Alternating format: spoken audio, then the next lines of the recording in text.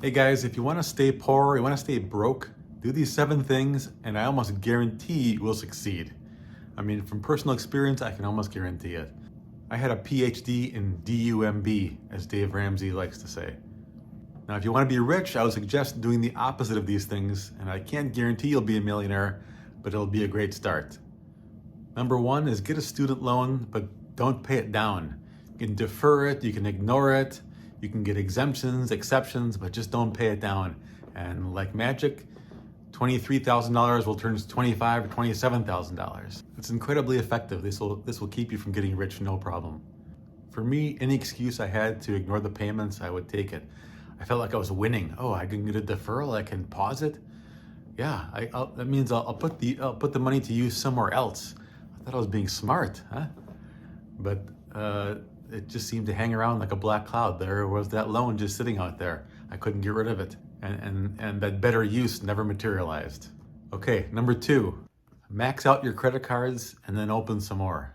You can go out to eat, you can take trips, you can buy random stuff at CVS, Walgreens, Target, Walmart, whatever. However you want to do it, it'll be effective. You know, it was so easy for me to pretend that this was something that didn't really count either. Somehow you just take out that little piece of plastic and swipe or tap, and it just goes away, and it's just something. It's just a tiny addition to the payments. I'll take care of it later. Later will come. A better day will come sometime. You get the zero interest cards, and you can play the shell game and move it around, or bonuses for opening up new cards, or get points. People love that, points. Yeah, it's a great strategy for not getting rich. And they will abandon you in times when you really could use some credit too. You know that Lizzo song from a couple years back where she says, "Why men great till they gotta be great?" Well, that's what credit is like. When it's great to have credit, but if you really need it, they take it away. I remember back in like 2008 during the financial crisis when either me or my ex-wife had lost a job and things were tight and we could have really used the credit. All of a sudden there was the credit crunch, and they magically just they knew they're mind readers, they're vicious, they know these things, and the credit just disappeared. Or I thought I had a credit line, had this big credit line. Suddenly I couldn't use it anymore. So they can smell that fear. They smell that desperation. So yeah, if you don't want to be rich, use your credit cards all the time. Number three, move houses all the time, like every 2 years. So I've moved probably, I don't know, in my lifetime since college, maybe 15, 20 different times. I don't know.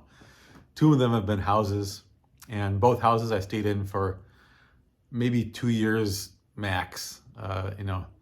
It's the best way to do it if you don't want to build wealth. Best way is just to incur all those closing costs, all the moving costs, transportation costs, gas costs, buying stuff for the new house. All that stuff adds up to thousands. So you do that every year or two. It's a great, very inefficient way to build wealth and actually to go the opposite way, to be poor. Works like a charm. Number 4 way to stay poor is go out to eat a lot and don't buy food. Going out to eat and not buying groceries is a great way to spend more than you need to spend. I had all the usual excuses, let's treat ourselves tonight. Let's go out, or I deserve this, or I don't want to cook. It's Friday night or Saturday night. I saw this great new wine bar. Let's go try some. Let's go pretend we have money and we'll sip some drinks. Or I won't have breakfast at home. I'll get McDonald's on the way to work and on the way back from work, and I won't take a lunch into work. Or I need to have my coffee, my Starbucks in the morning. I like good coffee. I don't brew my home stuff at home. Great way to waste money. I encourage you to try it. It will just kill your budget every time.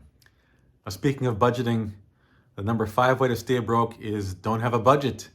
Don't track your spending at all. You don't want to know what's going in and out. I mean, don't look back to see what you spent last month. It doesn't matter. It'll just work itself out somehow.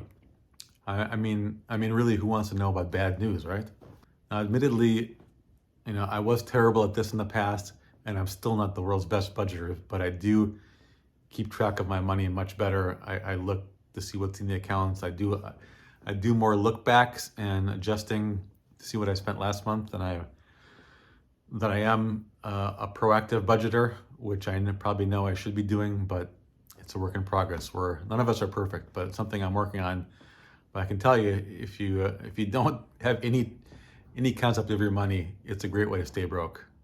The number 6 habit that's very effective at keeping you broke is just to quit work with nothing else lined up. So whether if you don't like your job, it's not for you, you have a toxic boss, if maybe your contract is ending, make sure you don't have anything else lined up, so that you need to take like several weeks or months off between jobs to figure it out, find yourself, or look for a job, or pretend to be looking for a job. It's a great way to lose money. And while you're at it, when you're at your job, make sure to not connect with people and don't make friends at work, because what happens if you lose your job and then you have a friend that has a connection to another job.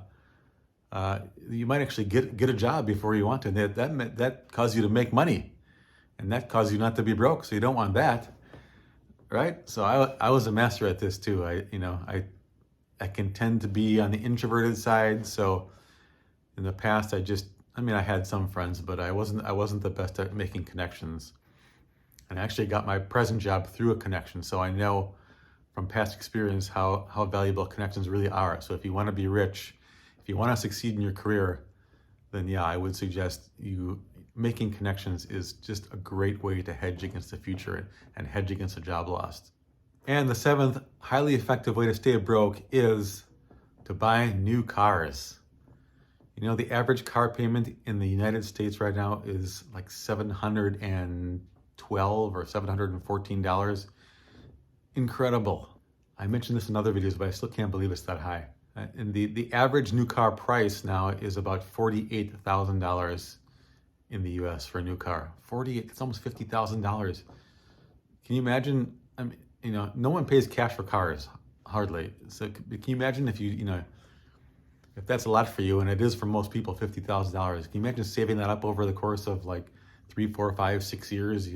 $5,000 here, $9,000 there, $10,000 per year you save up, and you have this big pile of $50,000 in the middle of your table, and you've saved for 4 or 5 years saving this up, and now you're going to just take the whole thing and turn it over and give it to a car dealer for this car that's going to go down in value right away, and be almost worthless in 10 years. If you think of it like that, it just makes almost no sense unless you have millions of dollars. But I know it's so enticing. So if you want to stay broke, take a test drive, smell that new car smell. Everything's so clean and modern, and you know what? You deserve this. You really deserve this. So yeah, if you want to stay broke, you have to get a $700 payment and maybe another $700 payment. You look out in that driveway every morning, and the shame and guilt washes over you. It'll keep you broke. It's great at that. You have $1,500 worth of vehicle payments sitting in your driveway. It will keep you fragile. It will keep you poor. So there's my list. I think all seven of those are very effective at keeping you from succeeding with money, from having money, from staying poor. Let me know what you think. Are there others? Did I miss anything? Please give me a like and a comment. I appreciate you watching this video, and I'll see you in the next one.